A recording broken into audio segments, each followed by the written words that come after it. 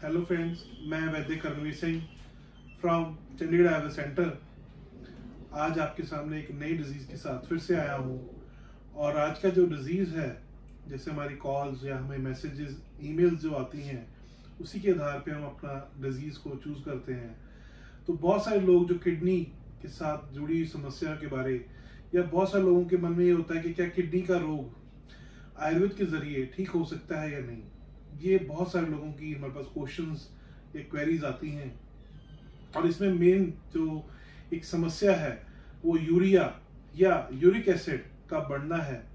और हम देखते हैं कि यहाँ पर यूरिक एसिड कई लोगों का 10, 12, 18 तक पहुंच जाता है और आखिर में उसको डायलिसिस पे भी पेशेंट कर लेता है और उसके बाद भी वो सही तरीके से ठीक नहीं हो पाता, किडनी ट्रांसप्लांट करने तक की नौबत आ जाती है।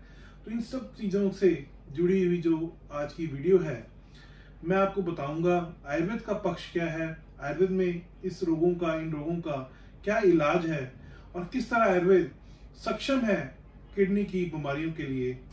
तो आज की वीडियो एंड तक जरूर देखें। अगर आपको लगे कि जो कंटेंट है वो आपको अच्छा लगा तो उसके लिए आप इसको शेयर करें, या किसी को ऐसी समस्या है तो उसको भी ये वीडियो जरूर शेयर करें।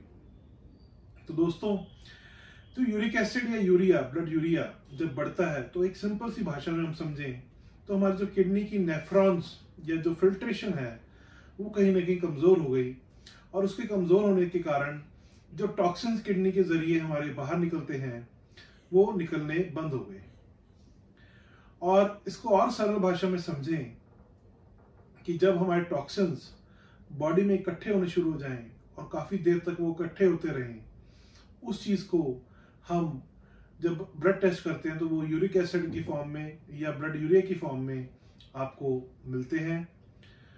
और आमतौर पर ये जो समस्या है, जिनकी प्रकृति कफज और वातज है, उनमें ये बहुत ही कॉमन है।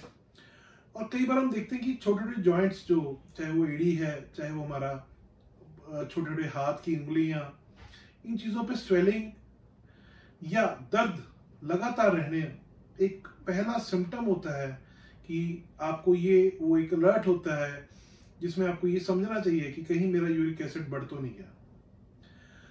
और यूरिक एसिड बढ़ना कोई ऐसी वो नहीं, हम आयुर्वेद में इसको लाइफस्टाइल डिसऑर्डर्स में मानते हैं, और ऐसी कोई समस्या बहुत बड़ी नहीं है कि आप इसको ठीक नहीं कर सकते। हमें सिर्फ थोड़ी सी समझ या थोड़ी सी नॉलेज की जरूरत होती है, जिन चीजों को हमने नहीं खाना, कौन सी चीजें हमने अवॉइड करनी है और कौन सी चीजें हमने दिन में खानी है, रात को नहीं खानी। जिन लोगों का यूरिक एसिड बढ़ा है, ब्लड यूरिया बढ़ा है, तो उनको रात को आलू, गोभी, भिंडी, राजमा, ऐसी चीजों का सेवन रात को बिल्कुल नहीं करना जो आपके खाने में इजीली डाइजेस्ट ना हो। इवन कि आजकल विंटर्स चल रहे हैं तो सरसों का साग भी आपको इजीली डाइजेस्ट नहीं होता, तो इन चीजों का सेवन रात को बिल्कुल ना करें। दूसरा, तो यूरिक एसिड बैवादी चीजों से जुड़ी हुई चीज है, तो यूरिक एसिड में आप रात को बैवादी चीजें बिल्कुल ना करें सेवन। अगर आपको करना भी पड़े तो उसमें हल्की सी देसी घी, जो गऊ का देसी घी है, उसकी मात्रा को मिलाकर सेवन करें। और उसके साथ साथ आप ये जरूर ध्यान रखें कि आपका सोने के समय और जो खाने का समय है उसमें कम से कम 2 घंटे का अंतर हो, ताकि आपका जो खाना आपने खाया है वो थोड़ा डाइजेस्ट हो जाए। तो यूरिया, ब्लड यूरिया या यूरिक एसिड आपकी किडनी फंक्शन से जुड़ी हुई चीज है। जो किडनी के नेफ्रॉन्स हैं, आयुर्वेद में ऐसी मेडिसिन बहुत सारी हैं जो उसमें सक्षम है कि आपकी किडनी फंक्शन, जो फिल्ट्रेशन वो प्रॉपर काम नहीं कर रही, उसको द्वारा रिजुनेट कर उसको इतनी ताकत दें, जिसमें बहुत ही सिंपल और बहुत ही अच्छी मेडिसिन जो बहुत ही कॉमन है वो गोखरू है। गोखरू के साथ लहसुन, इसके साथ दालचीनी, ये सब ऐसी चीजें हैं जो किडनी फंक्शन के लिए बहुत ही लाभदायक हैं। और यूरिक एसिड के साथ हमें एक और चीज बहुत ही ध्यान से देखनी पड़ती है। पेशेंट में हम हिस्ट्री में लेते हैं कि उस पेशेंट का कोई लिवर, फैटी लिवर या लिवर से कोई समस्या तो नहीं है, क्योंकि ये ऑर्गन भी हमारा बहुत ही इंपॉर्टेंट ऑर्गन है।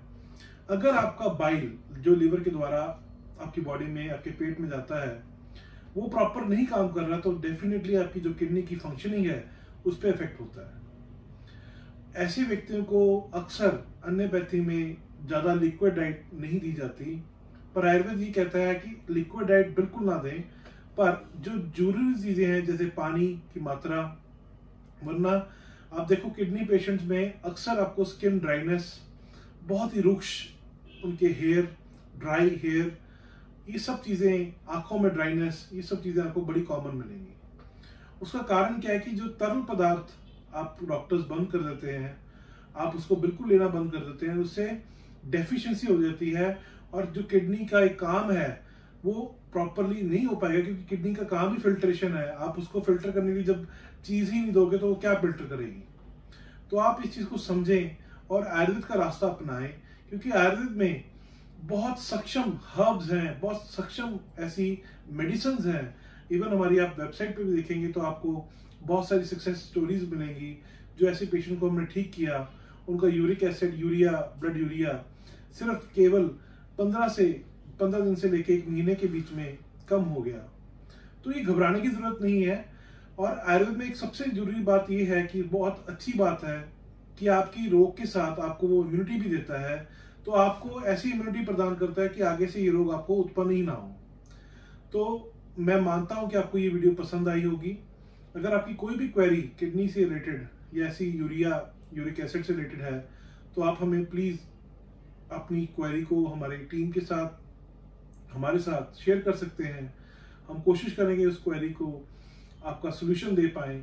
एक नई वीडियो के साथ, एक नई डिजीज के साथ मैं फिर मिलूंगा। तब तक के लिए धन्यवाद।